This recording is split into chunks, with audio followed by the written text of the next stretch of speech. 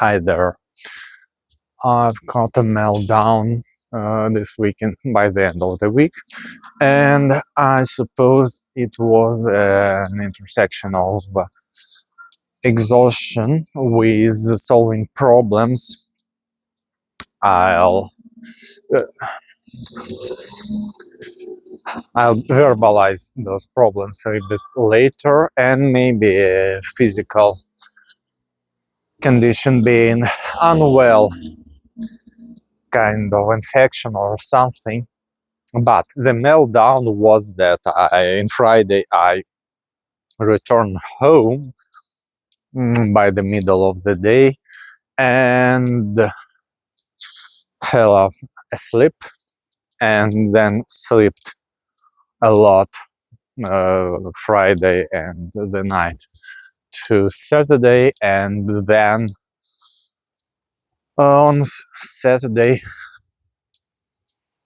I felt quite unmotivated to do something, or actually generally angry at everything. And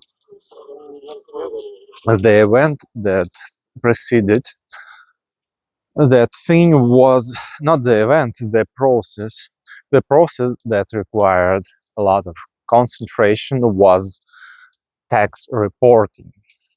And here what I want to say, it feels that tax consultants are already more useless than an LLM. So the difference is in the quality of response. My experience tells me that I often get some description, some expert description of what I have to do from an expert in tax area only when I am competent myself enough to actually know that. So only at that point I can figure out, I can build the question to be exactly what it takes to make a consultant answer and describe that situation. So I essentially have to know what I have to do. And LLM is different. LLM could be proactive, so you figure out your problem in general words and you get more nuances than by a human, and you're getting that for free. That's the difference, and the difference in feeling that when you hear that from a human, you got that rational confidence that very likely that's correct, that's true. Also, it is not necessarily true. And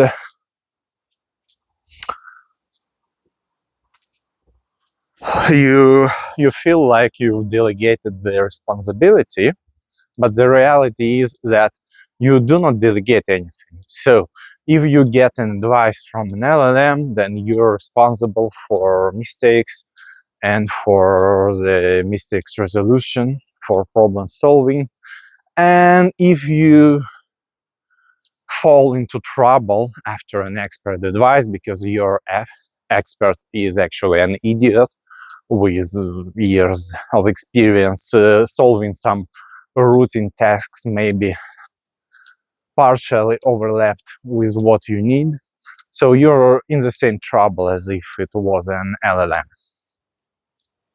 And that way I'm solving the problem of reporting taxes in Serbia, of taxes of a physical person, by myself, because reporting taxes from stock dividend is not a very popular option. So there are experts, but it is easier to buy some tax reporting for your business because that's a routine operation, so they sell their services to do routine work. But if you need an expert advice on something rare yet known to them, like that, submitting a tax declaration, you're in trouble because you very likely won't get a very proactive help in that, and you'll be missing things until you learn how to do that on your own. So that's true.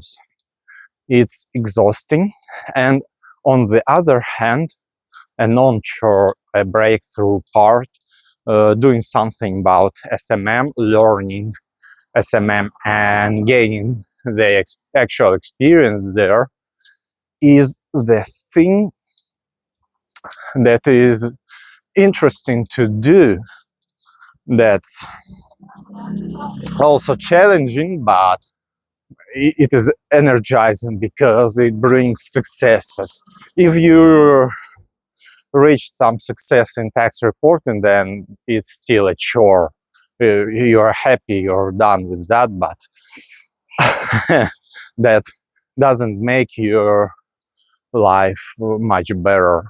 And the very different thing if you mastered something in the essential business skill that could compose.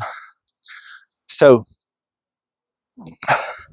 another thing I wanted to talk about is that I want to pivot on content creation, and probably I wanted to make that the main part of this vlog recording, but I don't know, I've spent already enough for this session, so maybe I should have a speech on that tomorrow.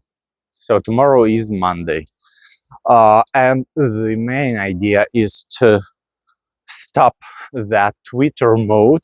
So I have a content preparation engine, so it catches my ideas, my random ideas, and it turned out that I have lots of them. Then it turns this idea into content pieces that are not connected by any strategy. And that's okay, that's Twitter mode, and I started with Twitter, but then I decided to test LinkedIn, to test with the same content because it's better than nothing, apparently. And as I'm gaining the experience for LinkedIn, I see that I need to improve what already worked because it is relevant. It was just a temporary solution, a scaffolding, a type of scaffolding to do something, to simply do something. And the pivot is to try one of the strategies that I've added to my notes. One of the plurious advice from the very LinkedIn itself, from people who are building their brand in LinkedIn sales. So I'm taking one of those records, I extract the strategy from there, and I'm going to apply that. That would mean that tomorrow I'll have to think and maybe to talk, maybe in format of vlog, to talk about success cases, to talk about actually I'm also pivoting from AI agents, from from regarding AI agents as a nice tool and sharing small recipes related to AI agents, more to the founders' problems that could be solved with processes in Playbox. That's time management, that's delegation, etc. So the point is to start writing about that, to write some useful case studies probably, and to also switch to a strategy. So yeah, I just recalled what I planned to talk about the most. So the new strategy and the essence of that pivot is that first I'm switching to talk what is important for founders, like problem solving in delegation and personal productivity. And I'm going to combine that with that knowledge in fast education that I mostly use to talk to developers, to beginner developers, on how to learn more efficiently. And the one thing I'm going to pitch the most is that listicles and the information, the educational flow you face on social is a blocker to your actual education. So you have to build a system that is described by two words, by association. One word is crystallization, so your skills should add up, and another word is focus. So you can listicles are killing your learning. You have to focus on one thing at a time, and listicles overflow you with ideas and expectations. That's it. That's it. And I have to capture a piece of content for that tomorrow. See you.